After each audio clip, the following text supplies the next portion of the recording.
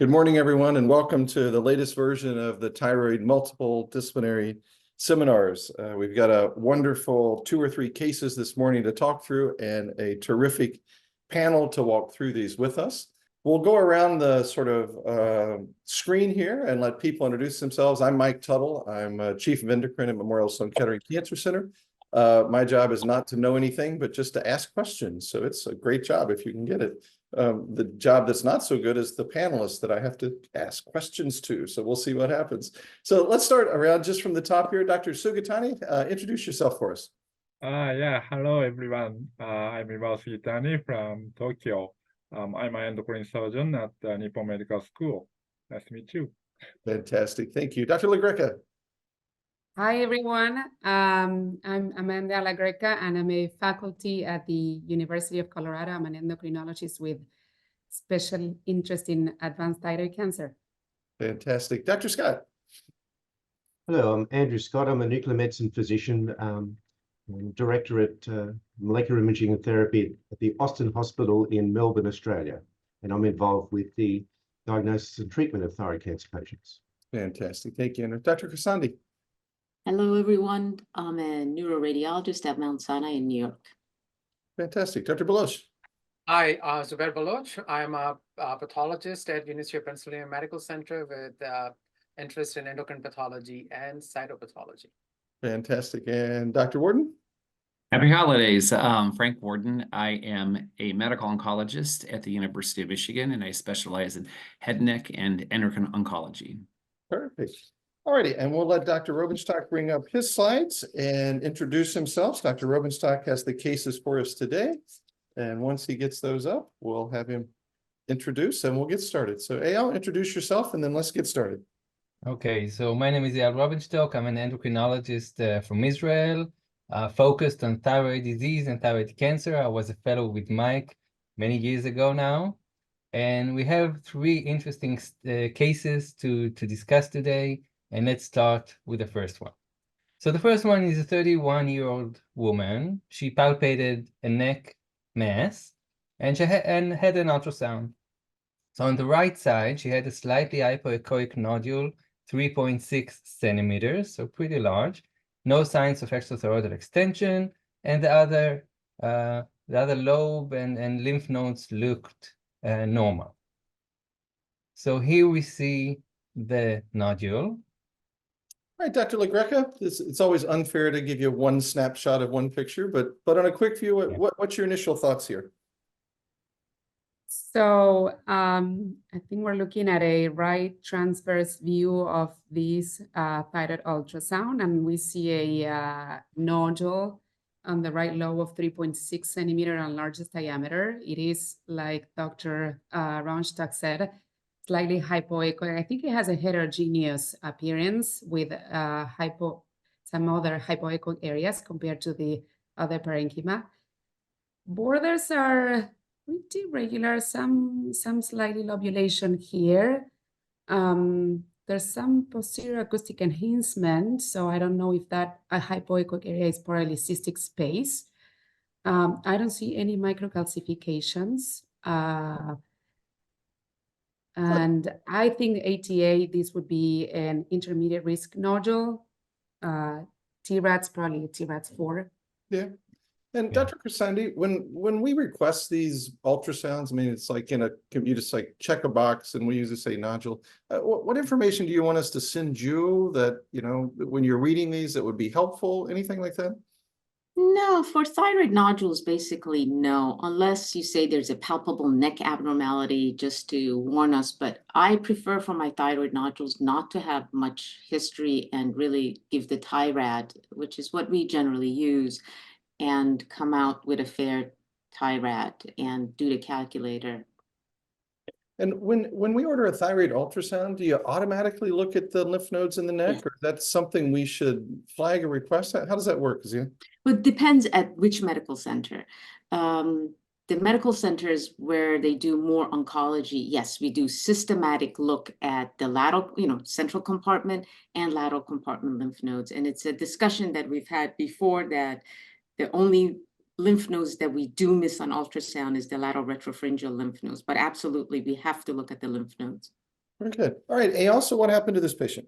Okay, so we did an FNA and expected Bethesda 3 or 4, but we got a result of Bethesda 5, suspicious for papillary thyroid carcinoma.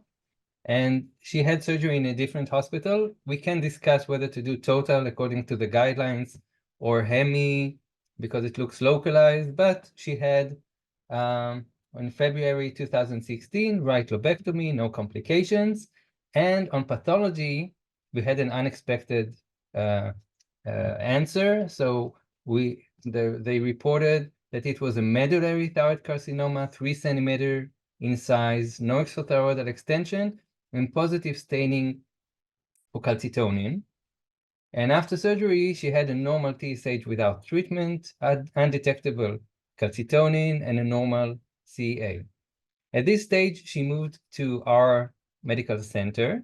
And the first thing that we did was revision of the pathology. And the pathology report was significantly different. So in our hospital, we have a very good pathologist, Dr. Strenov. She described it as a 3 centimeter PTC with Hurthle cell variant or oncocytic variant, non-encapsulated, no vascular invasion, no necrosis, low number of mitoses, and positive staining for Thyroglobulin. So now we have several histology slides that we can show. Let me ask before you show the slides. Zubair, I'm used to you guys arguing about Bethesda 3s and 4s, and we have a little difference of opinion. To go from a medullary that I was about to tell this patient they were cured because the calcitonin 0 to a Hurthle cell, but even before we show the slides, what are you thinking here, Zubair?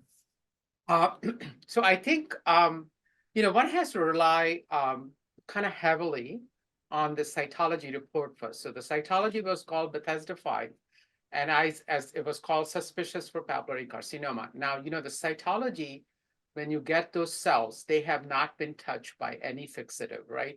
They are put in there, they're coming out fresh. It's almost getting cells from a tissue culture, right? So the nuclear features on cytology preps, that's why we can diagnose PTC on cytology, are always beautifully displayed. And of course, in this case, I bet there was no intranuclear inclusions, but there was enough features to say suspicious for papillary thyroid carcinoma. So as a surgical pathologist, when you're signing out these cases, you really have to pay a lot of, really kind of think about what the cytology was called, because that is very, very important. Medullary carcinoma, when you're thinking of medullary carcinoma from a pathology point of view, we always were told when we were even kids in pathology that it's known as melanoma of the thyroid. As we know, melanomas can mimic any tumor in the body, carcinomas, sarcomas, because they can have different things. So medullary carcinoma can sometimes, because of its growth pattern or nuclei, mimic other tumor. But I think that second opinion is so important in this case because you're going from totally different diagnosis. So it's not even a follicular-derived neoplasm anymore. You're thinking of a C cell to something which is PTC oncocytic variant. So I think that second read is always important because many cases it will be fine, but in some cases, the diagnosis will change. So in this, I think to me, it's a major.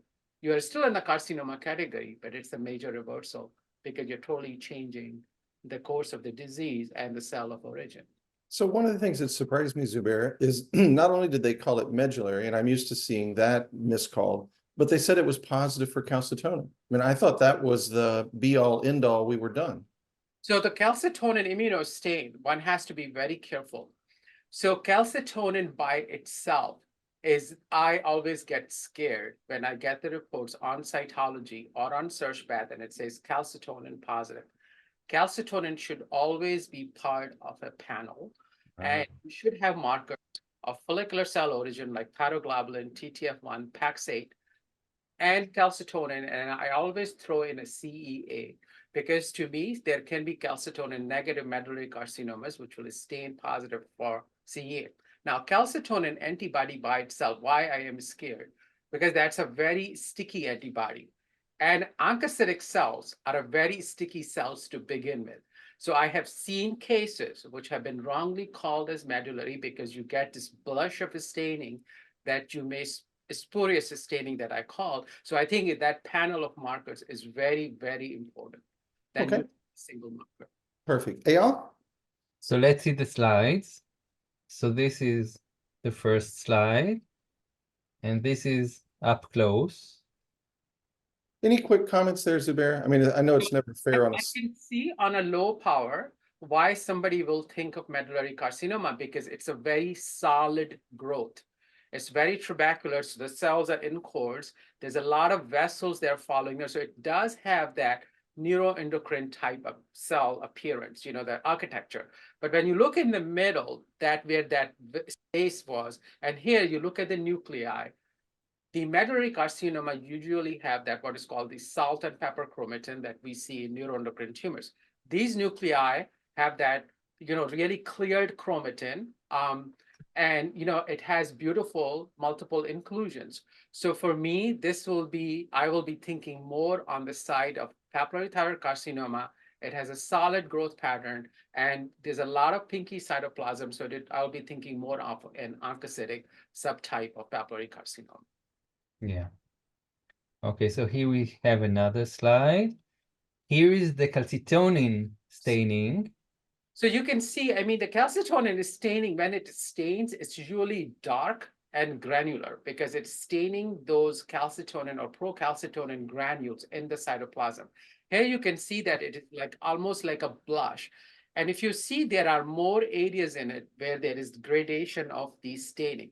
Yes, somebody can say you can see that, but for me, this will be something that I will personally question because I need that panel to make sure that this staining is definitely a positive staining. And I will ask the clinician, what is the calcitonin, pre-op calcitonin level was in that patient? Because to me, So we didn't have it, but we do have a staining for thyroglobulin. yes, That so was done in the revision. Yeah, so you can see the thyroglobulin beautifully positive where the follicles, where the colloid will be. So you can see those small follicles and even larger or middle-sized follicles showing that thyroglobulin is staining. And this is the way that thyroglobulin stains the oncocytic type cells. It has a very dot-like positivity and the colloid positivity. So this is definitely colloid positive. And you can see on the top, the muscle, which is negative for thyroglobulin. So you already have a built-in negative control in this. So this is a very specific thyroglobulin staining. Okay, so let's see what happened next. So she had a completion thyroidectomy, 3 centimeter PTC Hurthle carcinoma. We did give radioactive iodine. We can argue about that, but we did treat with radioactive iodine. There was thyroid bed uptake. And after stimulation with thyrogen, thyroglobulin was undetectable. So for 2 years after surgery, 3 years actually, ultrasound showed a tiny avascular right thyroid bed nodule, and thyroglobulin was 0.2 to 0.3. It wasn't zero. But after these 3 years of follow-up, there was a slight growth. So in 2020 on ultrasound, there was a slight growth, and I'll show you the nodule itself. So this is in 2020. Initial surgery was 2016. And it was described as slightly larger, 2 millimeter larger than the previous ultrasound. So Amanda, we see tons and tons of these thyroid bed nodules. I mean, it's like every visit I'm spending 30 minutes explaining not to worry about them. So obviously this is going to be Eyal's case and we're going to have to worry about it. But in the typical thyroid bed nodules, how do you sort out which ones do you just watch? How do you follow them? That sort of practical advice, Amanda. So, well, typically this is something new that they haven't seen. So even though we don't believe on recurrence, this is probably persistence disease, but since you call this a free of disease, we're gonna go this recurrence. It's new, it appeared after 3 years. It's concerning. I mean, it's a deeply hypoechoic nodule on the right thyroid bed. The medial border is in touch with the tracheal border, and I see microcalcifications. So right there, I think this is a high suspicious thyroid bed nodule. Now, in terms of biopsy, we are more strict on diameters when it's central neck versus lateral neck. And this would be something borderline to biopsy. Typically, I do still say, well, let's wait until it's more than 1 centimeter and biopsy. It is touching kind of the tracheal border. It's hard to say on that one only picture. But it's something that if it keeps growing, I would probably, start to think about biopsying these and see what's going on. Dr. Khorsandi, this one's kind of small. What is it? A few millimeters, 7 millimeters, but it looks like it's sitting on that trachea. What's the best test I should order to get a better understanding of that interface between something small and the trachea there? A CT scan. With- Anything that borders the airway, the strap muscles, if you worry about extrathyroidal extension, CT. Okay. Andrew, in terms of functional imaging here, should I be thinking about radioactive iodine? Should I be thinking about FDG PET? What can you bring us from nuclear medicine that may help me understand this? So I think it depends on availability. In this scenario, we would probably be pursuing anatomic imaging like CT. We can do FDG PET. We do have that approved in Australia, and so can do so. It's of a size when you could potentially pick it up. It wouldn't tell you exactly what type of tumor it is, but it could certainly be used in that context. So we're headed down a cross-sectional imaging pattern, kind of follow and see what happens. Amanda's a little worried because we haven't seen it before. We're in that window 4 or 5 years down the road where sometimes we can see a recurrence. And Eyal, where'd you go? Okay, so this is the report, and we did do an FNA because it's adjacent to the trachea. I didn't like the location, and the result was benign. The sonographer who did the FNA was really good, so I trusted he punctured the right place, and there was only amorphous material, some muscle fibers. In this stage, I tried to convince the patient to do another FNA because I didn't like the look of it, but she was Pause for just a second, Eyal. yeah. Zubair, should we use the term benign in something like this? It's amorphic. Benign makes me take a step back and say, cool, everything is fine. Yeah. How do you read these out? So, I mean, you definitely have a distinct lesion, which is rounder in shape. I mean, I don't read ultrasounds, but to me, that looks suspicious. For me, this should have been called because you do not have anything epithelium, and this does not explain. So for me, this was not, did not get. So this will be labeled as non-diagnostic for me. Right. Which can fade. That's what Eyal was worried about. He wasn't buying this is benign. Okay, where'd you go, Eyal? Okay, so at this stage, the patient was deep in her training as a clinical psychologist, and she didn't want to have another FNA, and she asked me if it's urgent, if she has to do it now, and we decided together with the surgeons that we'll follow this lesion, and if it grows any further, we'll immediately do an FNA and maybe surgery. So the next ultrasound. Let me bring Dr. Sugitani in right there. Dr. Sugitani, Yes. you follow a lot of these small things that are near the thyroid. Concern about that involving the trachea or doing a surgery? What do you think? Yeah, I worried about the position of this tumor because it's usually very nearby the recurrent running nerve and to the larynx. So that this site is very difficult to dissect recurrent running nerve, especially on the second surgery. So the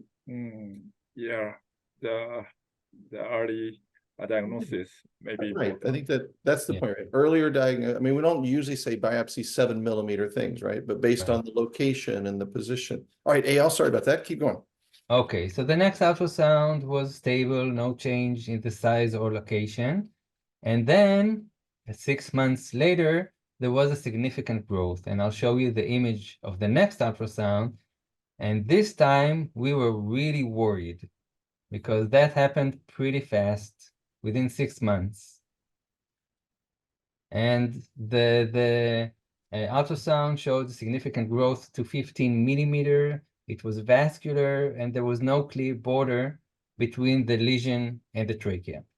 So obviously we did another FNA, and she immediately went for right central neck dissection. So in May 2021, she had this dissection and another unexpected result. So during surgery, it was a difficult surgery. It was a firm mass adjacent to the trachea without clear invasion. It was adherent to recurrent laryngeal nerves where it enters the larynx. The surgeon was really, really good. It's Dr. Mizrahi. He was also trained in Memorial. And on pathology, we had another unexpected result. And this time it was called poorly differentiated carcinoma, 1.6 centimeter, widely infiltrative with involved surgical margin. There was no necrosis, but 3 to 4 mitoses per 10 high-power fields, predominant atypia, and Ki-67 was 25% in hotspots. So Zubair, what's going on? Tell us what's going on here. So I think, lack of a better word, I will use this as a follow-up, which is surprising and not surprising. So this is what happens going back when you're looking at the slides from different institutions, because first of all, you don't know whether the entire tumor was submitted for surgical pathology. So we do not know.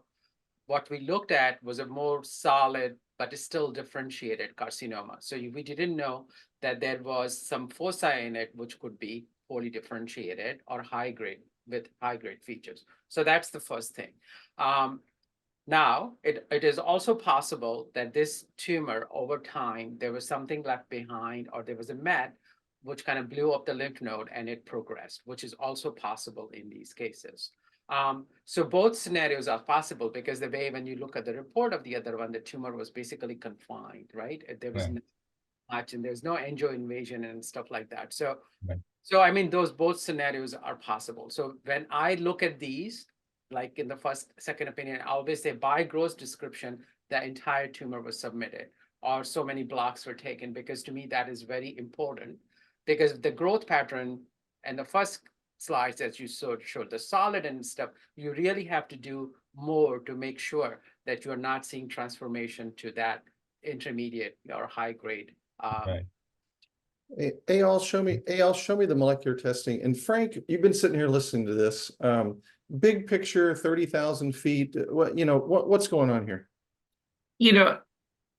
Just as Zubair talked about this transformation. It's interesting. We see this quite a bit in these differentiated thyroid cancers. Well, say up to about 50% or so can have transformation to poorly differentiated or even anaplastic forms. And it's not that it's always uniform, that everything is transforming. There are certain areas. I saw a guy yesterday where head and neck are completely fine. In his abdomen, he has this lesion biopsy that formed from a tall cell to a poorly differentiated cancer. So I think that is what's going on. It is kind of like he had said, was it there and was missed, now it's blowing up, or is it truly that the cells are changing and becoming more aggressive? And does the RAS mutation surprise you, not surprise you, typical? That would be typical because this is a follicular thyroid cancer, yes. Coming down that line. Okay, I'll keep going. Okay, so here we have the slides of the poorly differentiated tumor, and we don't have a lot of time, so just to show that it looks different than what we saw before. So at this stage, we won't get into it. I wanted to ask, how do you know the thyroid bed nodule that's gonna cause problem? It's not always evident to know which one will go wrong. And after this surgery, a PET CT was normal, ultrasound was normal. She had an undetectable thyroglobulin, but we were worried because the margins were involved. And we knew that without additional therapy, there's a very high risk of recurrence. Another surgery if she'll need surgery in the future, is going to be very difficult. Radioiodine won't be effective. So at this stage, we were debating whether or not to give external beam radiotherapy. And this is a very young patient. Pause there for me. Amanda, can you, the things that he sort of clicked off there for us, high risk of recurrence, surgery be difficult. Think a little bit loud about how you're sort of thinking about the possibility of external beam radiation. What other information do you need to know to make that decision? Yeah, I think it's key here to talk to the surgeon and see how how he thinks what type of resection he accomplished, like RO1 or So that communication is key to see what he felt on the surgical field. And then And then I go through the same steps, like, is this patient going to have another surgery or not? It's going to be, you said it was encasing the right recurrent laryngeal nerve. I don't know if it was sacrificed or not, but radioactive iodine is usually not effective on these patients. So once we see, positive surgical margins on a gross level, not just microscopic, this tumor sounds aggressive and it's poorly differentiated. So I agree with Eyal that I would consider external beam radiation therapy on these patients. Dr. Sugitani, since you're in there during the surgery and taking stuff down, which patients do you say need external beam radiation if you've cleaned out all gross disease, right? No gross disease, probably some microscopic disease. But when do you tell us to think about radiation? Yeah, we usually recommend external radiation for the massive with R2 reduction or especially with the poorly differentiated component. I think poorly differentiated component do not respond to radioactive iodine, but sometimes external radiation would be effective in such cases. Frank, if I'm honest with you, it's really hard for me to give external beam radiation to a 31-year-old. I do it, but man, I got to be pushed to do it. But what are you sort of thinking there in sort of that scenario? This is interesting because I do everything in my power not to give medicines, and I like to give drugs. So I, necessarily wouldn't do that right away. But I think I would send this patient back to our nuclear medicine physicians. And I would say, on the outside chance, there is uptake, though I probably not, because we see it once in a while. I'd have them do a TSH stimulated or thyrogen stimulated iodine scan and then a PET scan for a couple of reasons. So if there is some uptake, perhaps, there could be a role for RAI. If not, we could consider external beam radiation therapy. And the thing that concerns me there is, like you said, Mike, young, the increased risk for fistula formation, the fibrosis of the neck, the morbidity that, can occur. And then also by doing the PET, I'm looking for other areas that may light up, that may make this, this cancer even more advanced than it just disease beyond the neck. Andrew, help me here. So this is in the situation, youngish patient, poorly differentiated recurrence. If we loop you in and say, help us radioactive iodine scan, radioactive iodine therapy, what are you thinking, Andrew? Well, I think particularly in the context of an undetectable thyroglobulin, we're going to be looking at low volume disease. Well, that will always come into the detectability for a scan. So we do that on occasion, particularly in the younger patients. We have access to I-124 now, so a PET scan with radioiodine can be done. That's happened here in the last few years. I know in the US you've had that in some places for a little bit further. And the only other comment I'd make is that if in the future the lesion does get a bit bigger, the thyroglobulin goes up with an NRAS mutation, we do have protocols now for redifferentiation, which with NRAS mutant disease could be an option as well. Yeah, I think this is one, I'd be right on the fence, but if it was mine, I would probably be leaning toward external beam radiation, but only central neck, not lateral neck, not upper mediastinum. If they were out there, we deal with that surgically later on. And that seems like a fewer side effects down the road, but I will tell you, if I'm honest with you, I probably wait one recurrence too long to do external beam radiation in these young people. So that's the challenge. Yeah, Frank, you were going to say? I'd say that, yeah, I totally agree. I'd wait one more recurrence before I think I really push this. And then Mark brought a comment too. I think I would maybe consider maxing out, surgery if I could do that. I do everything locally that I could before. Yeah, without a doubt, right? So radiation in this setting is really adjuvant therapy that we've taken out all the gross disease, although all of us think there's probably some microscopic disease in there. Gross residual will be easier, but you don't really see that in 30-year-olds. So great discussion. So she got radiation, and then what happened, Eyal? So indeed, she got external beam radiation to the central neck, as you said, which is much more limited than the whole neck with less side effects. And she had normal imaging until October 2022. And then in October 2022, both on ultrasound and PET-CT, she had a subcutaneous lesion on the other side, on the left side, And here you see it. You see the ultrasound and the PET-CT. Let's go through that. So she had an FNA. It was PTC. She went for surgery. And again, this subcutaneous lesion was poorly differentiated thyroid cancer. It looked even more aggressive than the previous poorly differentiated, with Ki-67 of 30 to 40%. And it also looks more cellular, more aggressive. You see the cells here, and the Ki-67, which is really high. So she had a local resection. Everything looked clean after that. And today, she's fine. She's in relocation in Italy. And on ultrasound, she has a new, just now, have a new thyroid bed nodule surrounded by, it's not on the trachea, it's surrounded by connective tissue. But I'm really worried about it, and we'll wait and see. We'll do an ultrasound in 1 month, 2 months, and see what happens. Let me give you the final word on this, Frank, because we certainly see in oncocytic tumors and in the poorly differentiated subcutaneous muscle mets, often around the neck and the subcutaneous stuff, sometimes not. That usually heralds continued progression. So what are you thinking about her? And if this continues to grow, what's likely to happen? Sort of thoughts here for Eyal.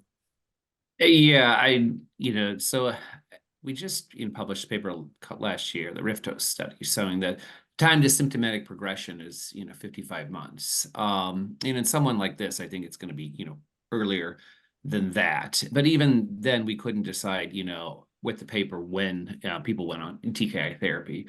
Interesting, the follow-up paper analysis to that, we found that in the United States, people started TKIs later than overseas, probably because in the United States, everyone negotiates everything here. But, on top of that, it's interesting, these oncocytic tumors behave differently. When I was reading through this case, I thought it was fascinating. It's like, I'd probably want to know more about the pathology. So I might even go, ask the pathologist to do a CPS score, or, to look at see if there's any evidence perhaps of some anaplastic transformation, to see if we have PD-L1 expression that I might even consider, because this keeps recurring and recurring. And if there is evidence enough to say that there's a lot of PDL expression, so a CPS score, sometimes 60, 70, 90, I may consider petitioning to give this woman adjuvant immunotherapy. And that would only be if I could really, see that it has, such an anaplastic transformation. Unless I have a lot of measurable disease, to start TKI therapy in that regard I don't think would be warranted. I would wait until there's enough disease and the patient was truly symptomatic before I think I'd entertain the idea of starting lenvatinib or another agent. Yeah. I mean, it's a great case, Eyal, because it shows you that this is so different than what we see in 30-year-olds, questioning what's the pathology, questioning the scans, questioning what's the extent of surgery. I mean, this is one that you have to really go back and say, are we missing something? And you just feel terrible not doing anything, because this is going to change over 6 months or a year. But the trouble is, even well-meaning stuff may not make a difference right now. So yeah, I think this story is not over, and hopefully we go from there. Okay, let's go ahead, Eyal. Okay, so the next case, this time a 71-year-old woman who was diagnosed with thyroid cancer 42 years ago. So we'll go through fast through all the distant past and then come to our days. So 1981, she had total thyroidectomy for multifocal PTC. I don't have the pathology. Treated with radioiodine, probably 30 millicurie back then. Then she had persistent Thyroglobulin. She was treated with another 150 millicurie in 2003. She had local recurrence in 2017. Incomplete resection of infiltrative PTC in soft tissue to involve lymph nodes. Another radioiodine treatment which showed no uptake. And then in 2008, she had another recurrence, local recurrence, and then she was treated then by Martin Schlumberger, Gustave Roussy. She had neck exploration, resection of tumor with tracheal window. Again, it was infiltrative PTC, not poorly differentiated. treated with radioiodine, and since then her neck is without disease. But back then on CT scans, and this is one of the old CT scans from 2009, she had tiny lung nodules, really a small number of lung nodules, and thyroglobulin was undetectable. Now, here you see follow-up, that was 2009. Here you see 2014, 15, and in 2016, the thyroglobulin started creeping up. So in 2017, PET-CT showed small thyroid nodules and a small anterior mediastinum nodule with some FDG uptake, but it was a small nodule, and we didn't want to treat it back then. So we continued with follow-up, and then in 2019, she had many, many scans. I'm just showing the main ones. In 2019, it seemed that something changed, and thyroglobulin was 17.8, and this time on PET-CT, the mediastinal mass significantly grew to 2/3/3 centimeters. Here you see the lesion, and this is the PET-CT that I have, this type of images, but we can see there's a strong uptake of FDG in that lesion. So what do you think? How should we treat this lesion in the face of increasing thyroglobulin? And we have lung nodules that are growing slowly, but with no FDG uptake. Amanda, let's start with you. So long history, relatively slow, punctuated by episodes of treatment, then relatively slow, and now rapid rise over this last year and a place in the mediastinum. What are you thinking here? Right. So I, first I think we could call this tumor probably radioactive and refractory. I think I counted the cumulative dose of this patient is close to 400 milligauss. So probably another dose would not help. So the tiny pulmonary nodules that are not having uptake on PET, maybe it's because their size and they're very small, but they're probably not avid on a radioactive iodine scan. That lesion on the mediastinum is certainly concerning, and I think that could probably be the explanation for the rise on the thyroglobulin. It's a hard location for biopsy and for surgery. Right. But looking at the overall picture and looking at this PET-CT image, if there's no uptake elsewhere, but there are, tiny pulmonary nodules and just one lesion, I agree, probably we could start thinking on treating locally that lesion instead of going for tyrosine kinase inhibitor therapy and reserve that for the future. This tumor will continue to grow slowly at the pace, and maybe one lesion like Dr. Worden was explaining, sometimes we see the rise on the growth on one place, on the liver, on the brain, or on the mediastinum, and that just particular lesion could be treated locally.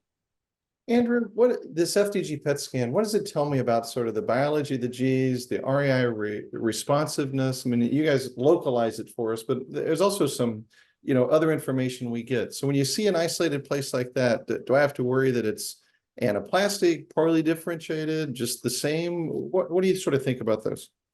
Yeah, I mean, just the lesion site and its degree of uptake per se makes you worry about something which is less differentiated. And also, is it related to the thyroglobulin as well? I mean, it could be something else. So in that context, I think tissue is key. Yeah. Frank, you get to see these, 30, 40 years down the road, they're popping up in different places. Do we need to biopsy this before we treat it? Or what are you thinking here? Yeah, I mean, ideally, yes. I think Amanda, made a comment of it. It would be, hard to get tissue, but or more difficult. So sure, we always like to get tissue if we can, and that does, help us in the long run. But I agree with her that because there's one area, and I do agree with Andrew as well, that I think this does represent something that's more poorly differentiated, or perhaps some anaplastic, because it's very hot on PET. So it clearly isn't what we see with those differentiated cancers. So I would favor external beam radiation therapy, and I would not consider tyrosine kinase therapy for just one local lesion that's growing when the rest of the disease in the lungs is really relatively stable and asymptomatic. Any potential benefit for doing molecular testing on this particular biopsy, as opposed to, she's got tissue in hospitals, other places, we can do testing of the old stuff. Any advantage to knowing what this is, or is not going to change what you do?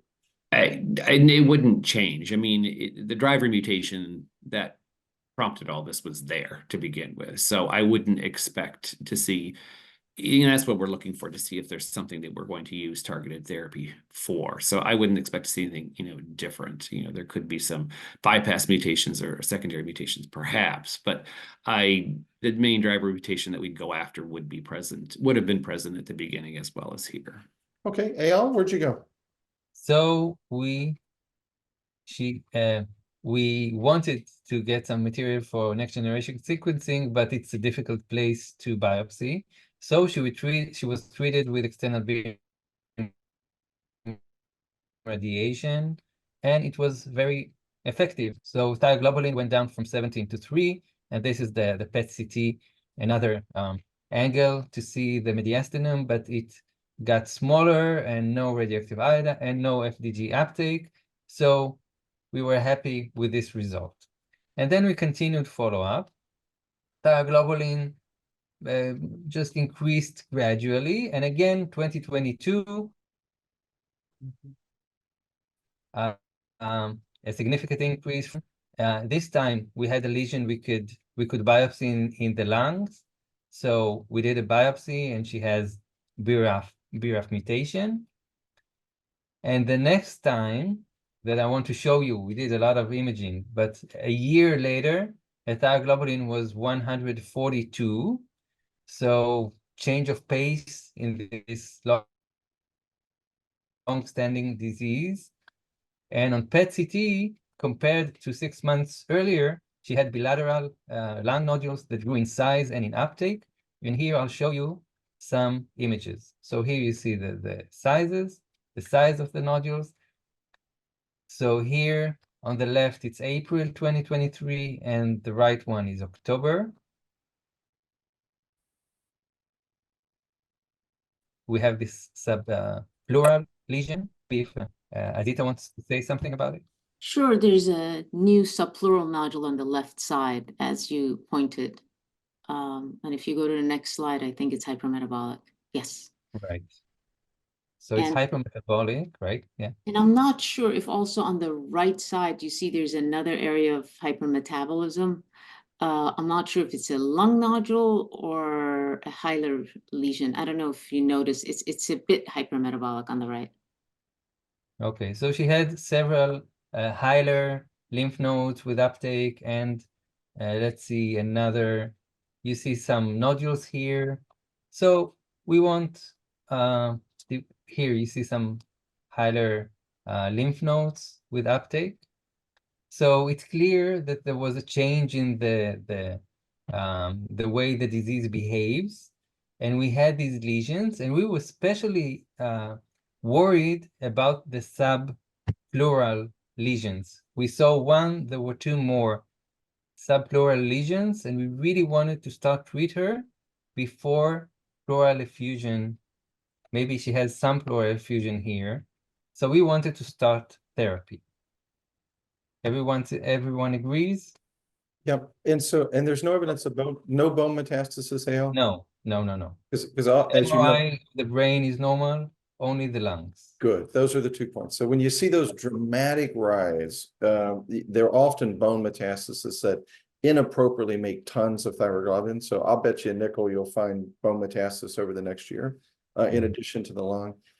Frank, I was surprised when we started using these kinase inhibitors, how often my patients had brain mets that I didn't know about. We had not traditionally looked at the brain for years and years and years. So when should we think about brain as part of this kind of story here? Yeah, you know, that's so interesting is that, you know, reading through these cases and then listening here this morning, the first thought I had was, you know, this concerns me, you know, for the reasons that people discussed. And the next step, and you brought it up, Mike, I would get is to do an imaging of the brain, because if I'm going to start treatment, since these, you know, tumor or these inhibitors can inhibit blood vessel formation and actually cause bleeding, I'd want to know if there was a brain met that we need to treat prior. And a lot of times these are very silent, very subtle in the cerebellum, in other places that if they go untreated and they're given TKI therapies, I've seen people end up in the hospital with strokes and other vascular events that can be pretty devastating. Agree. Andrew, this lady's clearly moving toward therapy. She's changing fairly quickly, both in terms of CT and PET.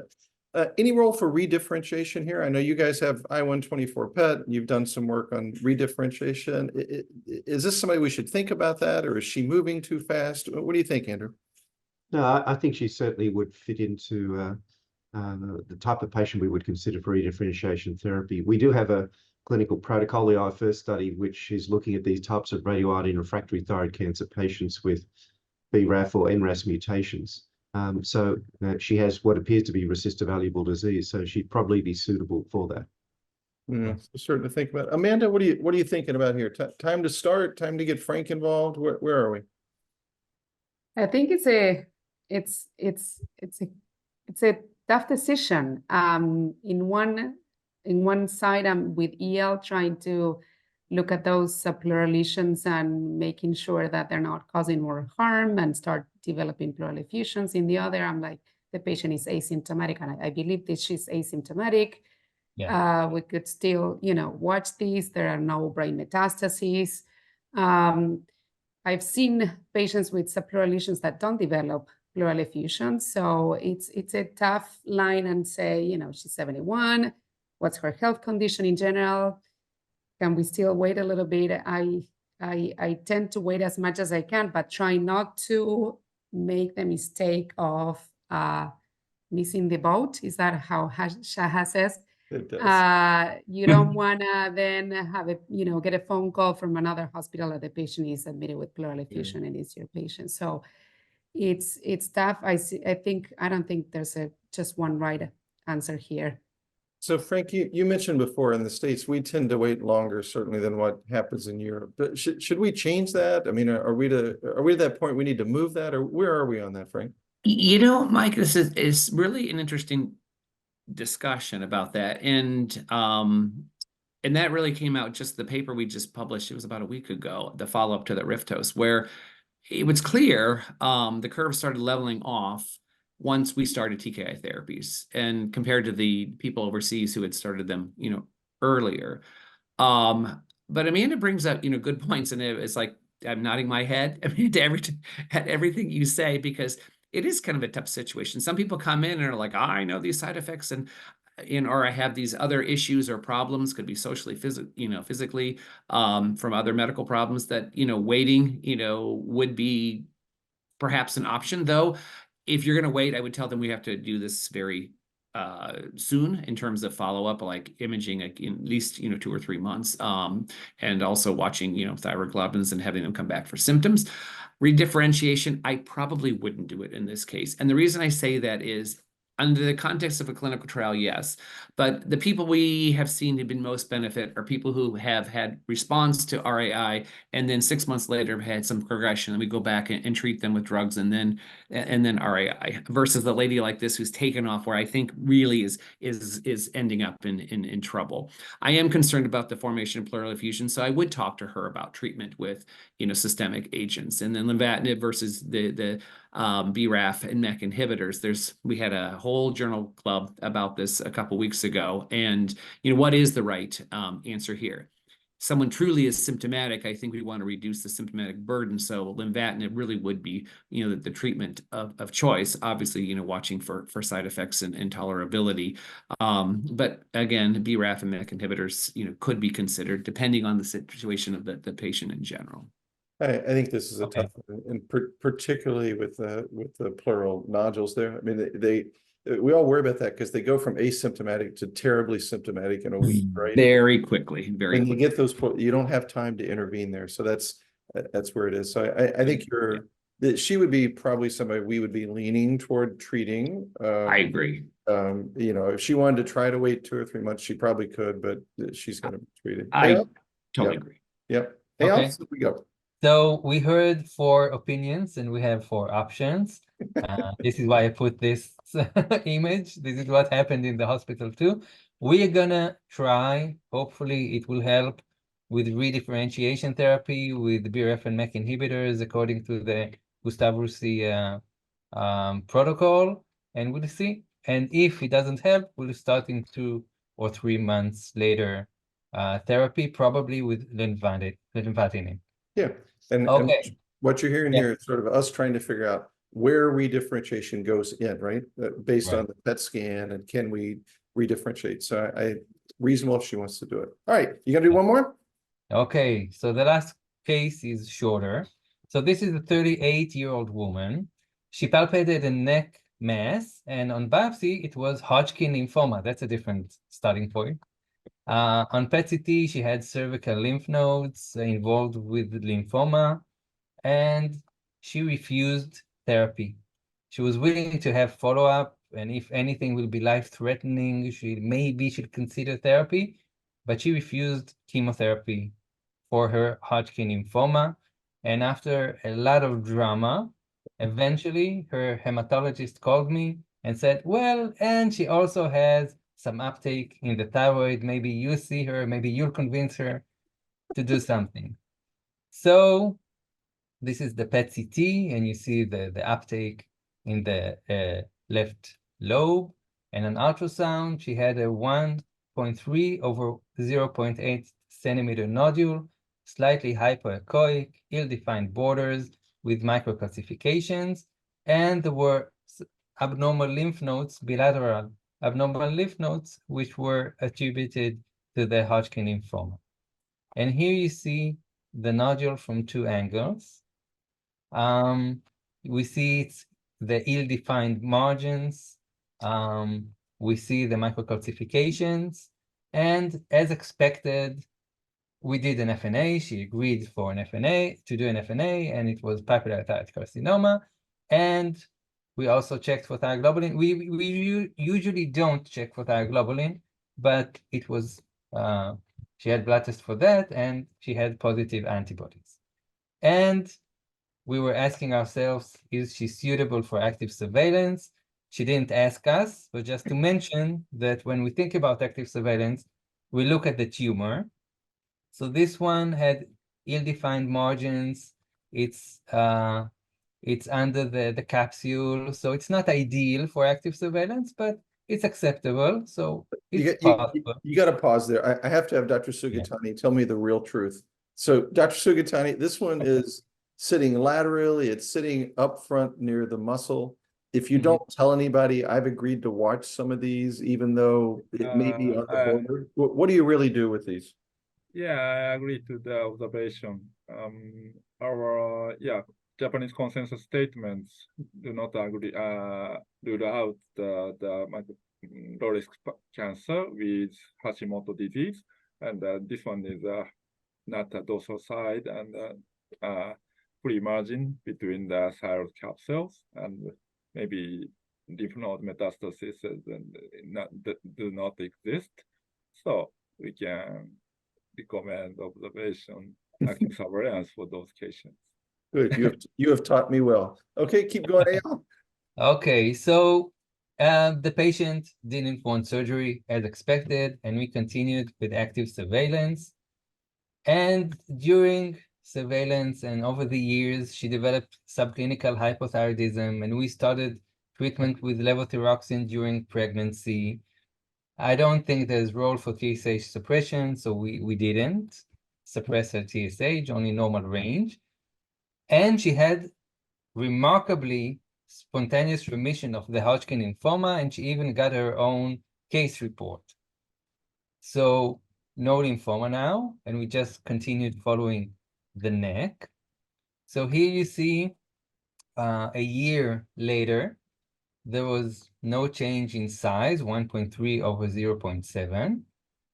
And you can see that the thyroid itself is a little more hypoechoic because of the Hashimoto's that she has. She has antibodies. She's treated with levothyroxine. The next year, this is already 2019. It's hardly seen, but it was done in our hospital, and they knew it was there, so they found it on the longitudinal axis. And the next one was done in a different hospital. They didn't know about the history. And they wrote she has just Hashimoto's thyroiditis, no nodules. So what do we do now? So the first thing she'll do is she'll reject your characterization as this is spontaneous remission. She will tell you she's been treating herself ever since day one.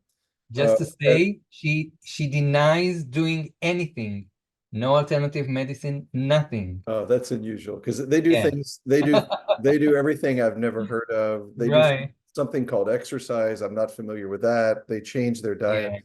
We'll have Dr. Sugitani weigh in here, but we've seen about 7 or 8% of the papillary microcarcinomas gradually decrease over time. Some of those were in normal glands and they were definitely decreasing. Other ones have been in smaller, and sometimes I don't know if they decreased or whether it's the Hashimoto's thyroiditis, but I think most of our experience, we've seen them get smaller. Dr. Sugitani, you've been doing this a lot longer than me. Shrinking over time? Yeah. Maybe the 4 or 5% of the cancer patients showed a decrease in size during the long period of follow-up. Yeah. In this case, TSH was lower than normal. Was higher than normal. We started levothyroxine. So after that, you prescribed the levothyroxine for this patient. Yeah. That's right. So regarding the TSH during active surveillance, our first report in 2014 found no correlation between TSH and the progression. But however, these days, Kuma Hospital's data and some reports from Korea showed some kind of elevated TSH level stimulate the progression of small papillary thyroid cancer, especially for younger patients. So Dr. Miyauchi or Dr. Ito recommend TSH suppression for some patients with microcarcinoma during active surveillance. Regarding this, Mike recently published a great editorial on the Journal of Thyroid. So I think prospective, hopefully a randomized study would be helpful to establish the evidence for the TSH suppression during active surveillance. Yeah, it was very interesting data from the Kuma Hospital where they showed that the patient with Hashimoto's and the patients that had elevated TSH tended to have a little more progression. And then the hypothesis was if you lowered the TSH, would that decrease suppression? I've done that in people that were, we want the TSH less than 3 is kind of what we wrote in the editorial, not suppression, but avoiding excess stimulation. And it would be interesting in one like this, if the reason that she got smaller could be related to the TSH. I also pointed out it could be related to the Hashimoto's thyroiditis because there's a microenvironment thing going on and some data that small papillary cancers that have Hashimoto's thyroiditis actually have better prognosis. So I don't know what the cause and effect was, but interesting to see. And at least for us, we're thinking about bringing the TSH down to 1 or 2 in the ones that I'm watching that are slowly growing if their TSH is 3 or 4. Now, the caveat is we can't produce a bunch of subclinical hyperthyroidism because we'll hurt more people than we help, but an interesting story to play out. Amanda, let me give you the last word here. What are you doing with thyroid hormone therapy in the active surveillance patients? Typically, I don't treat unless they're hypothyroid. Yes, and like you said, once the TSH is over 3, I start thinking over, maybe treating so not to overstimulate. But one thing I was going to say is that sometimes we see this reduction, and I don't know if you agree, Mike, with the biopsy, there's an infarction on that PTC, on the micro PTC, and then we see that reduction. So I think that's a hypothesis that we sometimes think. And as you were going through the case, I'm like, if she didn't agree for that Hodgkin's lymphoma treatment, she probably won't agree with treatment of the micro PTC. Yeah, we definitely see a decrease after the biopsy, but then a slower decrease over time after that. Okay. We're up against the hour here. We're going to stop here. Eyal, thank you for some wonderful cases, great things. Panelists, great discussions as we talk through today, some challenging cases, and great job. I wish everybody a wonderful time. Thank you for participating. We'll finish there. Thanks a lot. Bye. Thank you. Bye-bye. Thank you. Thank you.